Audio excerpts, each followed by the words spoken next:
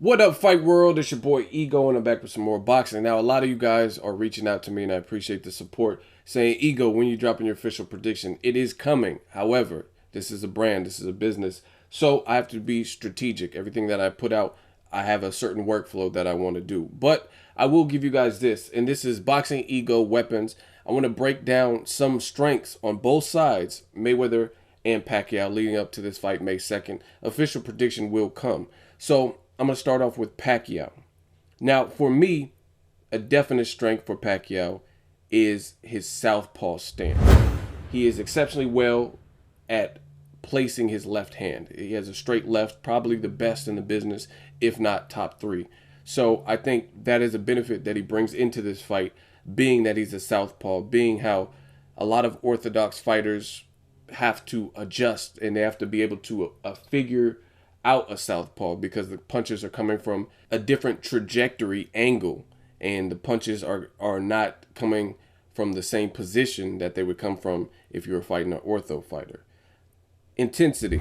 I got to talk about Pacquiao's intensity.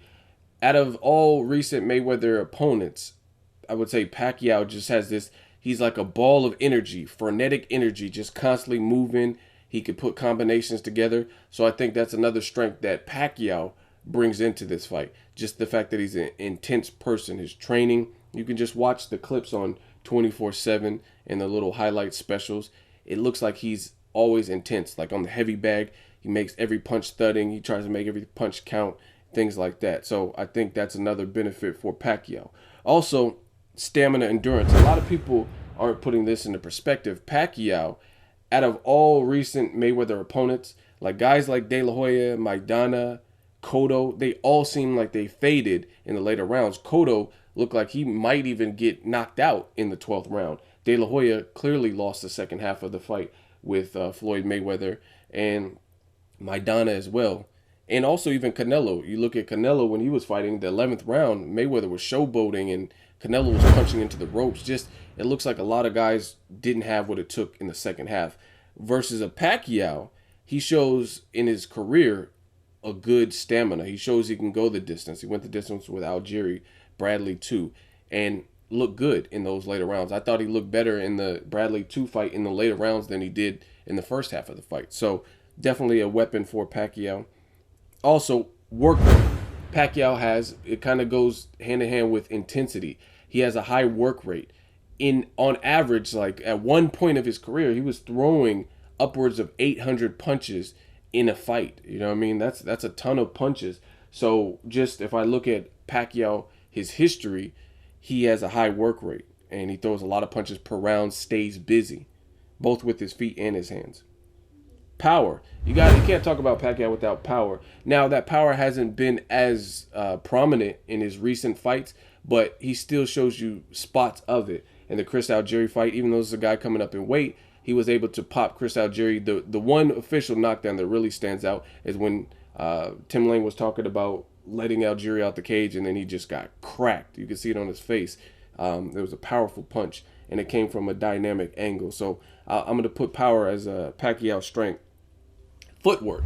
This is another thing. This is a reason a lot of people wanted to see this fight to begin with, because they didn't want to see Pacquiao they didn't want to see Mayweather in against a slow, plodding fighter, like someone who's considered to be a bit more stationary. Pacquiao does have the ability to move in and out, like do-do-do-do, and then move.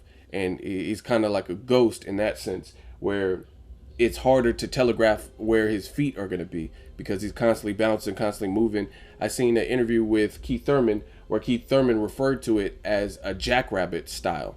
And that's because Pacquiao's nature, he's really bouncy. And then the last for Pacquiao weapons, I would say, is experience.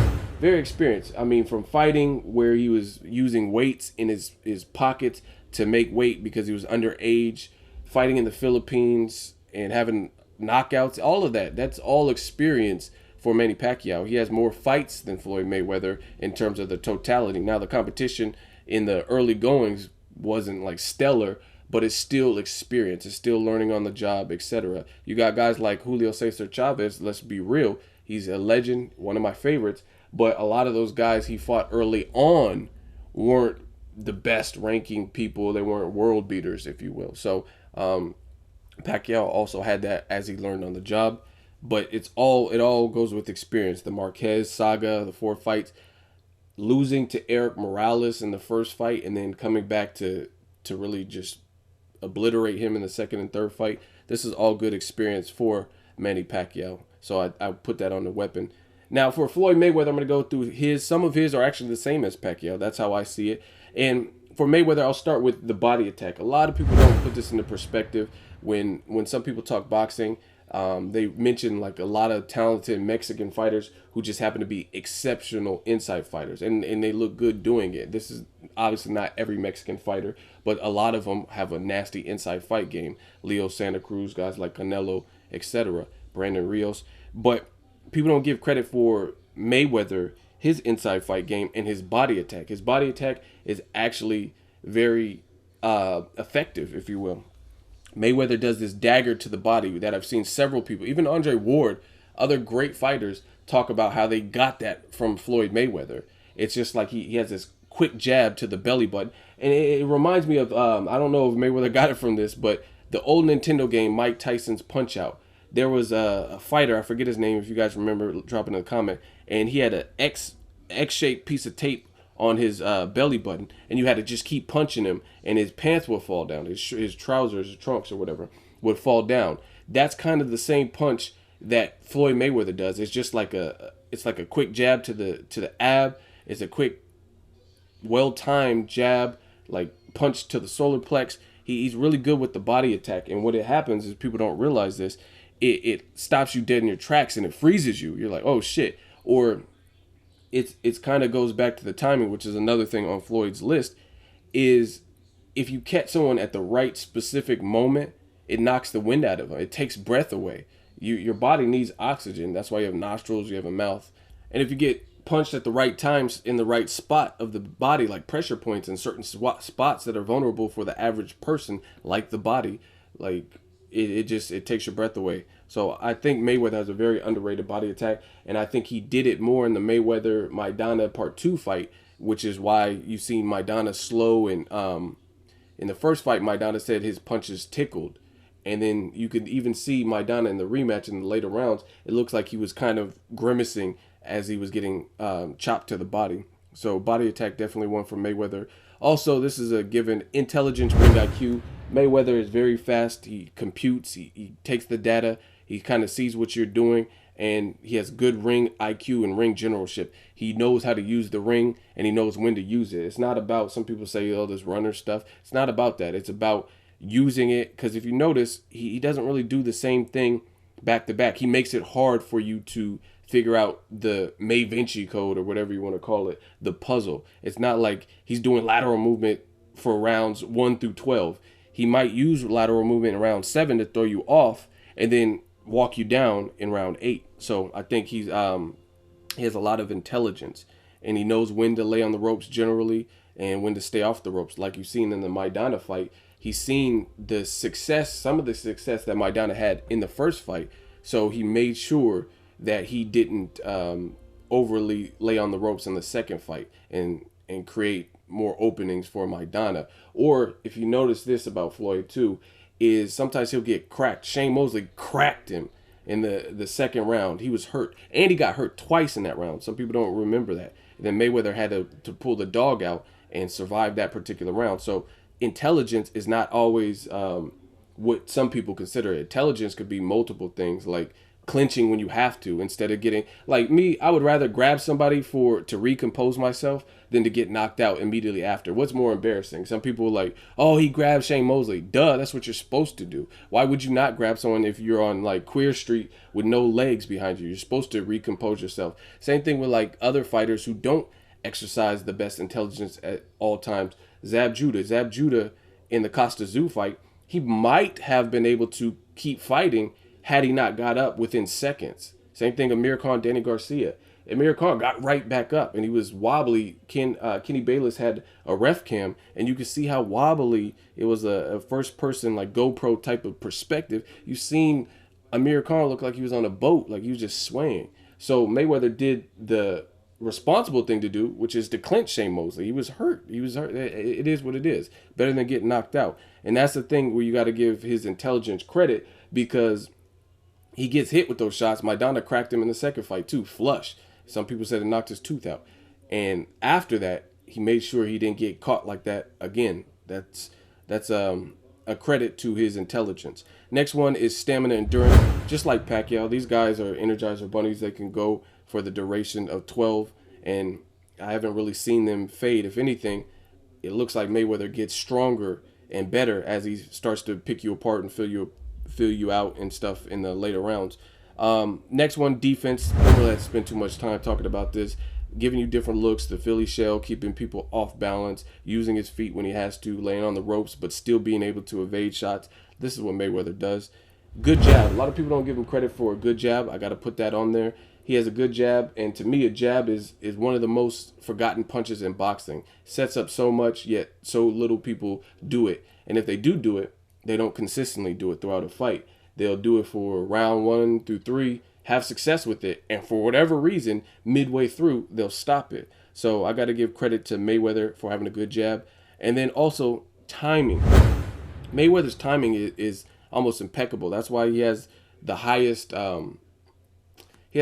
plus and minus. Like, the amount of his accuracy, the amount of shots that he lands is around the 50%. So if you're landing 50%, it may not sound a lot, but it's the highest in boxing, you know what I mean? And if you're landing 50% of your shots, that's a testament to something you're doing right. To me, I think it comes heavily from being being accurate with your timing. You have to know where their head's going to be, where, you know what I mean, where they're going to be, and to time your punches and know your own levels of speed to make sure your punch gets from point A to B. So Mayweather, impeccable with timing. Also, I put experience. This goes without saying. He's been here before. He's had championship level fights, and I think experience is definitely on his side as well for both guys. Both guys have a ton of experience. And then last but not least, for Mayweather, I would say speed and sharp reflexes. And you could also say the same thing for Pacquiao. I didn't put speed on, but we all know Pacquiao's fast as hell. But the thing I like with Mayweather's speed is his is not generated just purely off athleticism, like I believe Pacquiao is. I think Pacquiao is just a naturally fast person. The difference being, you got guys like Sergio Martinez, Roy Jones Jr. I consider those guys athletically fast. They were fast as hell, freak of nature fast even, for Roy Jones especially.